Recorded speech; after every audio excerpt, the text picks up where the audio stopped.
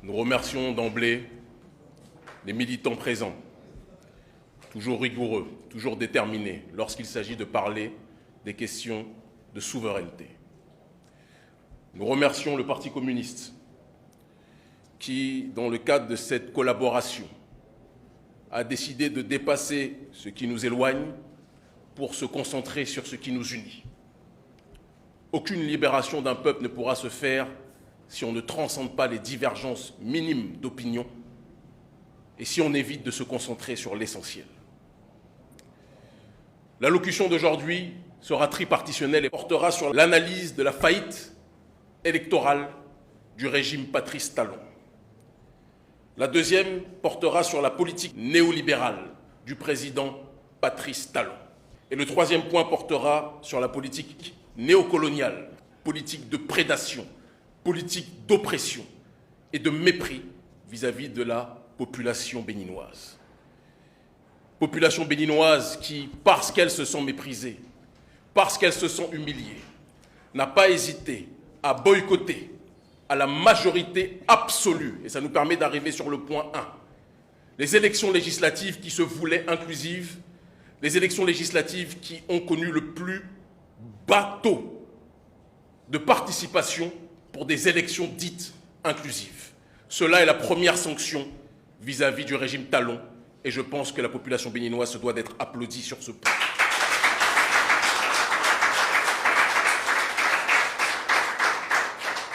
La politique du président Patrice Talon ne pouvait pas être validée par ce peuple courageux, ce peuple héroïque, qui, ne l'oublions pas, a été le peuple qui, depuis très longtemps, a donné le chemin, l'orientation sur les questions de souveraineté culturelle, de souveraineté politique.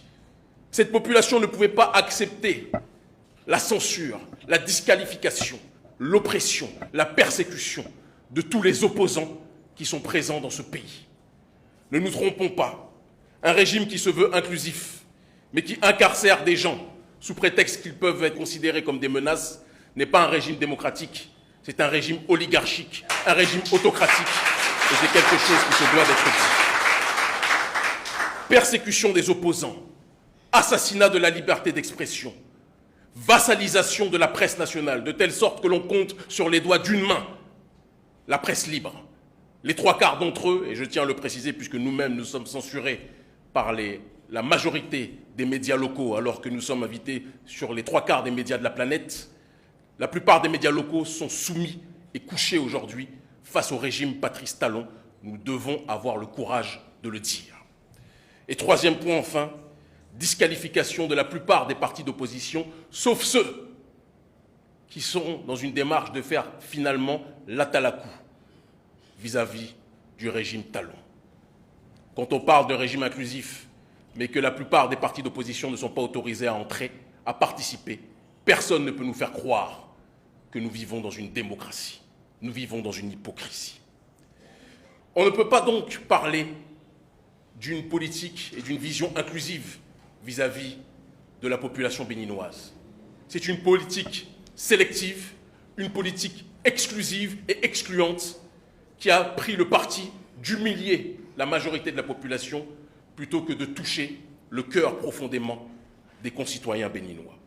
Et cela a entraîné donc qu'on a eu officiellement un taux d'abstention de 61,34%, ce qui signifie que la majorité absolue des Béninois ont exprimé au pouvoir Talon et au système en place qu'ils ne croyaient pas en la majorité, mais qu'ils ne croyaient pas non plus à l'opposition qui était présentée, et je pense qu'il est très important que l'on puisse le rappeler. Quand vous participez à un jeu qui est truqué, ne vous étonnez pas d'être sanctionné par la majorité de la population, et c'est la vision. C'est la vision de la majorité de la population béninoise. Il est important de dire que sa stratégie politique va dans une démarche bicéphale. Nous l'avons dit tout à l'heure, à la fois sur le terrain néolibéral et sur le terrain néocolonial. Le président Patrice Talon, et ça nous permet de rentrer dans le point numéro 2 de plein pied, à partir du moment où il est dans une démarche, par le biais notamment de la loi numéro 2017-05 du 29 août 2017, fixant les conditions de la procédure d'embauche de placement de la main-d'œuvre et de résiliation du contrat de travail, cette démarche entraîne que la loi sur l'embauche fait du béninois une main-d'œuvre moins chère et bien exploitable pour les multinationales étrangères et plus particulièrement françaises, d'accord, et autres du secteur privé. Cela favorise le dumping social et permet aux multinationales de se servir à un prix qui défie toute concurrence, de telle sorte qu'elles ont l'impression de ne rien dépenser, mais de tout gagner. Ça, c'est la logique du président Patrice Talon. Un président Patrice Talon qui, par le décret du 10 mars 2017 portant critères d'attribution des allocations d'études universitaires, a entraîné la réduction drastique de la bourse de l'étudiant, limitant aux enfants de pauvres d'accéder convenablement à la connaissance. Et dans le même temps, paradoxalement, alors qu'on sait que la majorité de la population est jeune, on admet, pendant qu'on tue la jeunesse estudiantine, on admet des initiatives de loi pour permettre aux députés d'avoir des salaires qui dépassent le cadre de la décence. L'adoption d'un code d'investissement qui favorise les investissements étrangers au détriment de l'investissement béninois et africain. Tout le monde aura notifié quand le président Patrice Talon parlait du Bénin comme un désert de compétences, alors que le béninois est considéré comme un cerveau aux quatre coins du monde, aux quatre coins de l'Afrique. Nous sommes considérés comme des cerveaux par le reste du continent africain et même par les Occidentaux, mais nous sommes considérés comme un désert de compétences par celui qui nous dirige aujourd'hui, qui se pense pour le roi et le chef de la plantation au lieu de se comporter comme un courageux et digne président. On sait que le président Patrice Talon pense que le Bénin se limite à la haie vive et au palais présidentiel. Mais il faut qu'il sache qu'il y a des millions de Béninois qui n'arrivent pas à joindre les deux bouts. Des millions de Béninois qui, lorsqu'il a cassé les petits commerces au bord des routes qui permettaient aux familles de vivre, de survivre dignement, lorsqu'il a cassé ses commerces pour faire ses pseudo-grands travaux pour impressionner les investisseurs français, en faisant cela, il ne pouvait pas s'attendre à ce que la population béninoise soit solidaire de son projet, soi-disant, de reconstruction de notre pays. Sur le terrain néocolonial, parce que, et mon camarade du Parti communiste l'a rappelé dignement, nous sommes aujourd'hui dans un contexte où jamais la France-Afrique n'a été autant bousculée. Jamais de l'histoire, et même les autorités françaises aujourd'hui reconnaissent qu'il y a un changement de paradigme, que la nouvelle génération africaine n'accepte plus les dictats qui nous ont été imposés, pendant tant d'années. Et nous pouvons en parler avec précision et simplicité, puisque notre organisation Urgence panafricaniste a participé, selon même les dires du département d'État américain qui nous diabolise, a participé en grande majorité aux déstabilisations de la France-Afrique dans la plupart des pays d'Afrique francophone. Mais il y a des dirigeants qui résistent à cette volonté du peuple, qui résistent à cette volonté d'autodétermination de la population africaine. Des dirigeants comme Alassane Dramane Ouattara, des dirigeants comme Macky Sall, des dirigeants comme Mohamed Bazoum, des dirigeants comme Oumaro Embalo Sissoko, des dirigeants qui aujourd'hui sont concurrencés par un nouveau challenger qui veut leur ravir la Ligue des champions de la soumission vis-à-vis de la France, en l'occurrence Patrice Talon. Nous le disions tout à l'heure, les bases militaires françaises, alors qu'elles sont chassées partout en Afrique francophone, partout, et nos militants le savent puisque certains d'entre eux y participent sous notre commandement, eh bien elles ont pu trouver refuge à Kandji, au Bénin, le pays de Béhanzin, le pays qui a lutté contre l'impérialisme français, le pays qui a lutté contre la domination française, contre l'esclavagisme français, contre le colonialisme français. Le président Talon se vante, et je pense que c'est historique et il faut le rappeler avec la plus grande profondeur et la plus grande précision. Il se vante que les relations entre la France et le Bénin ont atteint, depuis sa prise de pouvoir, un niveau jamais égalé, inespéré, 10 fois plus que le volume moyen quinquennal de ces 30 dernières années.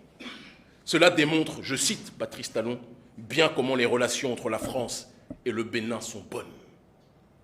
Et donc au moment où la jeunesse africaine vomit le néocolonialisme, Patrice Talon le supplie, l'invite par des militaires et qui nous offrent, par le biais de leur ambassadeur, un matériel que même les enfants de CE1, CE2 n'utilisent pas dans les cours de récréation, pendant que dans le même temps, pendant que dans le même temps la France envoie à l'Ukraine des tanks, des chars, des missiles solaires, des satellites. Nous, ce sont limite des pistolets à eau que l'on nous offre pour résister contre le terrorisme. Je le dis et je le répète à tous les Africains qui nous regarderont et aux Béninois en priorité. Le peuple béninois est en otage.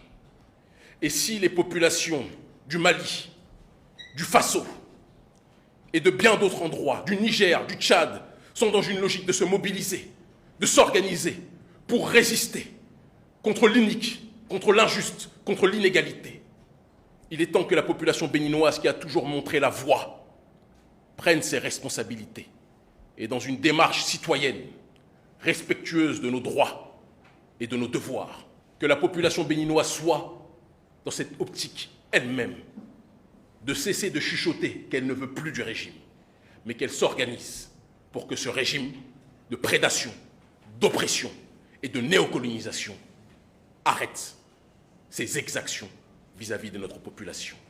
Merci infiniment de nous avoir écoutés. Le Bénin debout ou la mort, l'Afrique libre ou la mort, nous vaincrons. Merci infiniment. Point de presse conjoint du Parti communiste du Bénin et de l'Alliance panafricaniste. Le thème de ce point de presse est intitulé « Renvoi des troupes françaises du Burkina Faso, le système talon et les élections législatives ». Intervention du Parti communiste du Bénin.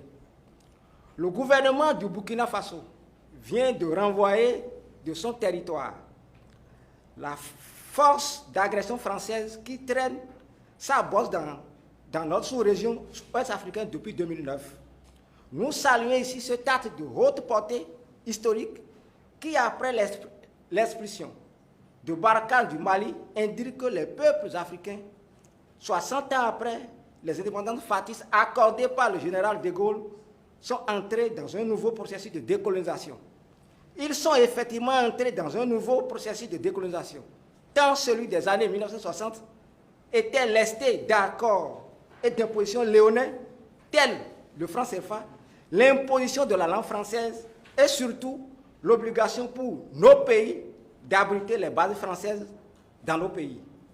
Pour se convaincre de la forte poussée de ce panafricanisme ambiant, de ce désir ardent d'indépendance, il suffit de voir qu'il n'est plus confiné au niveau de quelques mouvements étudiants, de quelques milieux intellectuels. C'est une véritable lame de fond qui touche maintenant les dirigeants des États et des milieux d'affaires qui comprennent qu'ils ont besoin de leur marché pour propulser, alors que jusque-là, ils subissent la concurrence déloyale des gros monopoles impérialistes.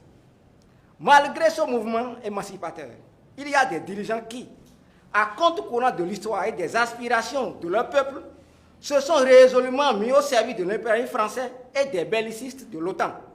Dans ce lot, nous pouvons citer Macky Sall du Sénégal, dont le pays continue d'abriter une base militaire française. Alassane Ouattara de la Côte d'Ivoire, qui maintient une base militaire. Bazoum Mohamed du Niger, qui a accepté de recueillir au Niger la force Barkhane chassée du Mali. Et enfin Patrice Talon, qui en acceptant d'accueillir les débris de la force Barkhane à Kandi, dans le nord de notre pays, a souillé la mémoire de nos héros, Beyanzin, Bioguera, Saka Yerima. Depuis 1964, année au cours de laquelle le président Roman Degbe a chassé l'armée française de notre pays, aucun autre président n'a plus jamais pris la responsabilité de l'introduire chez nous. C'est Patrice Talon qui a osé prendre cette responsabilité en allant signer le 17 février 2022 avec Emmanuel Macron à l'Élysée un accord autorisant l'installation de la base Barkhane chassée du Niger dans notre pays. Avec le renvoi de la force Sabre du Burkina Faso, nous apprenons que cette force va se replier sur le Niger, le Tchad. Imagine-t-on cette force au Niger qui déborderait sur le Bénin? Par où va-t-elle faire passer son matériel? Par où va-t-elle s'approvisionner? En tout cas, nous mettons fermement Patrice Talon en garde contre tout accueil de cette force d'agression française dans notre pays. Lui qui a décidé de se mettre totalement au service de la France, de ses alliés, depuis son arrivée au pouvoir. Patrice Talon, qui a été élu dans un élan patriotique pour contrer la candidature de Lionel Jospin, se retrouve complètement soumis à l'impérialisme français, à qui il cède tout sur le plan économique, port autonome de Cotonou, aéroport de Cotonou, hôpital de référence, etc. Allant même jusqu'à rendre le palais présidentiel mitoyen de l'ambassade de France. Vient s'ajouter aujourd'hui l'aliénation de la souveraineté de notre pays avec l'armée française sur notre sol. Si on ajoute à tout ceci les lois scélérates contre les libertés publiques, les droits des travailleurs, les diverses tâches qui accablent la population, on peut considérer que la coupe est pleine et que l'exécution de la volonté de la France et de ses alliés, ça suffit. Comme on l'a vu lors des élections législatives qui viennent de se dérouler, la France et ses alliés étaient à la manœuvre pour que tout se déroule selon le plan. Dans un premier instant, les chanceliers de ces pays ont rencontré le président Talon le 8 juin 2022 pour dicter les conditions qui feraient que ces élections seraient reconnues comme valables. Pour ces ambassadeurs, il fallait qu'elles soient inclusives. Il faut entendre par là qu'il faut absolument la participation de leurs agents non au pouvoir, Yaya Boni, Éric Ndete et le parti Les Démocrates. C'est ce à quoi on a assisté effectivement lors des élections législatives. C'est ce que Patrice Talon et le président du parti, Les Démocrates, Éric Ndete, étaient à la manœuvre pour que les choses se passent comme voulu par la France et ses alliés. Pour commencer, la liste du parti Les Démocrates a été confectionnée par Patrice Talon et Éric Ndete, qui ont eu le plaisir, le loisir d'enlever tous les éléments incontrôlables et d'y mettre tous les éléments qui ne leur poseront pas de problème. Sur cette base, la Cour constitutionnelle a intégré le parti Les Démocrates, se donnant le beau rôle en se présentant comme une cour impartiale. À la fin des élections, Éric Ndete, pour ne pas perturber les plans arrêtés entre Patrice Talon et lui, interdit à ses militants, à quiconque de se rendre public, de rendre public les résultats sortis des urnes tels que collectés par les scrutateurs et la population.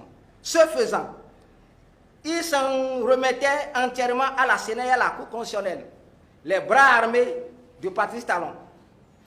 Dans ces conditions, il ne faut pas s'étonner que les résultats publiés par ces deux institutions confortent le pouvoir de Patrice Talon à l'intérieur et le blanchissent aux yeux de l'extérieur. Voilà pourquoi les ambassadeurs du Canada, des USA, du Japon, de la Suisse et des États de l'Union européenne peuvent déclarer gaillardement le 24 janvier 2023, je cite, « Nous félicitons du déroulement paisible, inclusif et sécurisé sur l'ensemble du territoire des élections législatives du 8 janvier 2023 dernier. L'entrée de l'opposition à l'Assemblée nationale et la présence d'un nombre significatif de parlementaires féminines renforcent la démocratie béninoise. » Fin de citation. Nous réjouissons aussi du choix des voies de recours légal pour les litiges qui subsistaient. On a vu par la suite que les recours n'ont rien donné et il fallait être un naïf pour penser que cela pouvait donner quelque chose. Éric Ndete, en allant devant la Cour constitutionnelle, savait le jeu auquel il s'adonnait. Tromper le peuple et faire le jeu de talent et de leur mettre commun. Aujourd'hui, tout ceci commence à être clair aux yeux du peuple. Voilà pourquoi notre peuple doit se lever pour mettre fin au pouvoir autocratique de Patrice Talon. Barkhane, hors du Bénin. Non à l'opération Sabre du Bénin. À bas le pouvoir autocratique de Patrice Talon. Cotonou, le 27 janvier 2023. Je vous remercie.